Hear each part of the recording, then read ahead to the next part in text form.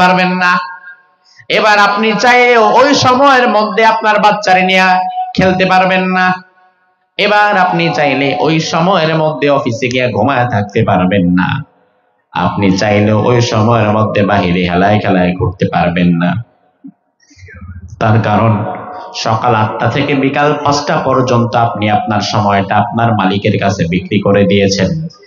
এখন সকাল 8টা থেকে বিকাল 5টা পর্যন্ত আপনার মালিক যা চাইবে আপনাকে ওই মালিকের মন মতো, মালিকের আদেশ মতো চলা লাগবে। আপনি যদি এবার সকাল 8টার দিকে অফিসে গেলেন, কিংবা 1টার দিকে না গিয়ে 9টা 10টার দিকে গেলেন, এই যে 1-2 ঘন্টা যে আপনি লেট করলেন, এই জন্য মালিক 1 দিন 2 দিন 3 দিন আপনারে ওয়ার্নিং দেবে। এরপরেও যদি আপনি না শুধরান আপনারে বের করে দিবে। কিংবা আমার ভাইরা, আপনি সকাল 8টায় অফিসে চলে গেছেন, সকাল 8টায় অফিসে যাওয়ার পরে মালিক আপনারে 5টা কাজ দিছে, এই ফাইলগুলা সাইন করবা, ভালো করে রিচেক করবা, এগুলা কম্পিউটারে কম্পোজ করবা। এই যে কাজগুলা আপনারে দিয়েছে, আপনি যদি কাজগুলা বাদ দিয়া চেয়ারের উপরে পায়ের উপরে পা তুলে চেয়ারের উপরে বসে ঘুমাইতে থাকেন, তাইলে মালিক যখন আপনারে দেখবে তখন কি আদর করবে না রাগ করবে? কি করবে? এবার আমার ভাইরা রাগ করলো, আপনারা ধমক দিল, আপনি সোজা হয়ে গেলেন। পরের দিনে একই কাজ কর্ম বাদ দিয়ে আপনি ঘুমায় থাকেন, কাজ করেন না। ওই দিন আপনারে ধমক দিল, আপনি সোজা হয়ে গেলেন। এইভাবে 2-3 দিন যাওয়ার পরে মালিক যখন দেখবে আপনারে দিয়ে কোনো কাজ হয় না, আপনি শুধুমাত্র অফিসের মধ্যে আইসা নিজের মন মতো চলতে থাকেন, অফিসের কোনো আইন আপনি তখন আর মানেন না। এই দৃশ্য যখন মালিক দিনের পর দিন দেখবে, তখন কি আপনারে চাকরিতে রাখবে না বের করবে? চাকরিতে রাখা তো দূরে থাক, ঘাড়ে ধরে বের করে দিবে। একইভাবে হিসাবটা এবার আপনি আপনার সাথে মিলান। আপনারে আল্লাহ জমিনে পাঠিয়েছেন আল্লাহর গোলামি করার জন্য। আপনাকে জমিনে আল্লাহ পাঠিয়েছেন আল্লাহর ইবাদত করার জন্য। এটাই আপনার চাকরি। আপনার সারা জীবন আল্লাহর গোলামি করতে হবে, সারা জীবন আল্লাহর ইবাদত করতে হবে। এবার আপনি যদি আল্লাহর গোলামি বাদ দিয়া নিজের মন মতো চলা শুরু করেন, আপনি যদি আল্লাহর গোলামি বাদ দিয়া ভারতের গোলামি, নেতার গোলামি আর কোন রাজনৈতিক দলের গোলামে পরিণত হয়ে যান, তাহলে ওই অবাধ্য কর্মচারী অফিস টাইম ফাঁকি দিয়া নিজের মন মতো চললে মালিক যেমন তারে বের করে দেয়, আপনি যদি আল্লাহর গোলাম না হয়ে ভারতের গোলাম হয়ে যান, আল্লাহ তাআলা তখনও তার বান্দার খাতা থেকে আপনার মতো গোলামরে বের করে দেয়। এজন্য আমার ভাইরা আবার জবাব দেন, সারা জীবনে গোলামি করতে হবে কার? আরো জোরে। আল্লাহর গোলামি কি জীবনের এক জায়গায় না সব জায়গায়?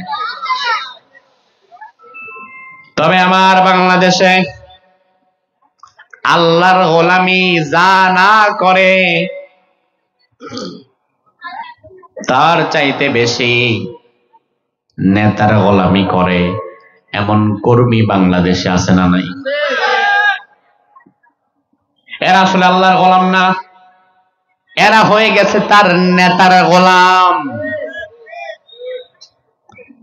আপনি বলবেন হুজুর কিভাবে? আমি বলবো আপনি একটু দেখেন। নেতা যদি বলে, এই আগামী দিন সকাল 10টায় কেরানীর হাটে আমাদের একটা সমাবেশ হবে, কর্মী কিন্তু মাশাআল্লাহ সকালে ফজরের পরে গিয়ে হাজির। নেতা যদি বলে আগামী 1 সপ্তাহ পরে শনিবার সকাল 10টায় চট্টগ্রাম প্যারেড ময়দানে আমাদের একটা জনসভা হবে, কর্মী মাশাআল্লাহ ওই দিন ওখানে হাজির। নেতা যদি বলে ঢাকায় আমাদের একটা বড় সমাবেশ হবে, তোমাদেরকে যাওয়া লাগবে, নেতার কথা শুনে কর্মী তার দোকানপাট ব্যবসা বাণিজ্য ফালায়া ঢাকায় চলে যায়, এমন কর্মীও আছে না নাই? তার মানে আপনার নেতা আপনারে যখন ডাকে, সকালে ডাকলে সকালে পায়, দুপুরে ডাকলে দুপুরে পায়, রাত্রে ডাকলে রাত্রে পায়, কেরানীর হাটে ডাকলে সেখানে পায়, চট্টগ্রাম শহরে ডাকলে সেখানে পায়, ঢাকায় ডাকলে আপনি সেখানেও চলে যান। অথচ আমার আল্লাহ ফজরের সময় আপনার একটা ডাক দিয়ে বলে, বান্দা আসসালাতু খায়রুম মিনান নাওম, ও বান্দা, তোর ঘুম থেকে আমার নামাজ ভালো, হাইয়া আলাস সালাত, তুই নামাজের দিকে আয়, আপনি এলেন না। আল্লাহ এবার জোহরের সময় আবার ডাক দিয়ে বলে, বান্দা হাইয়া আলাস সালাত, জোহরের দিকে আয়, আমার কি দুইটা সিজদা দিয়ে যা। জোহরের সময় আপনি গেলেন না। আল্লাহ এবার আসরের সময় আবার ডাক দিয়ে বলে, বান্দা আয় মসজিদে আয়, আপনি গেলেন না। মাগরিবেও গেলেন না, এশায়ও গেলেন না।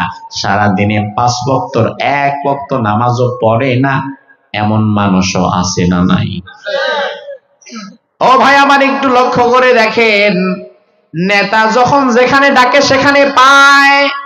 নেতা যদি কেরানীর হাটে ডাকে কেরানীর হাটে পায়, নেতা যদি চট্টগ্রামে ডাকে চট্টগ্রামে পায়, নেতা যদি ঢাকায় ডাকে ঢাকায় পায়, সকাল 10টায় ডাকলে 10টায় পায়, দুপুর 12টায় ডাকলে 12টায় পায়, রাতের 12টায় ডাকলে কর্মী 12টায় চলে যায়। অথচ আমার আল্লাহ দৈনিক 5 বার আমাদেরকে ডাকলেন, এরপরেও আল্লাহর ডাকের জবাব যারা না দিয়া শুধু নেতার ডাকের জবাবই দেয়, বুঝতে হবে তারা আল্লাহর গোলাম না, তারা তাদের নেতার গোলাম হয়ে গেছে। আপনি কার গোলাম? এবার একটু হিসাবটা মিলান। আয় আল্লাহ, আমি কার গোলাম হয়ে গেলাম? কারণ আপনি যার গোলাম হবেন, কিয়ামতের ময়দানে তার কাছেই আপনার সাহায্য চাওয়া লাগবে। আপনি যদি নেতার গোলাম হন, কিয়ামতের ময়দানে নেতার কাছে সাহায্য চাওয়া লাগবে। আপনি যদি পীরের গোলাম হন, কিয়ামতের ময়দানে পীরের কাছেই সাহায্য চাওয়া লাগবে। আর আপনি যদি আল্লাহর গোলাম হন, তাহলে কিয়ামতের ময়দানে আপনাকে যিনি সহযোগিতা করবেন তিনি কে? আমাদের জন্য বক্তা, হুজুর, এমপি, মন্ত্রী, প্রধানমন্ত্রী, এই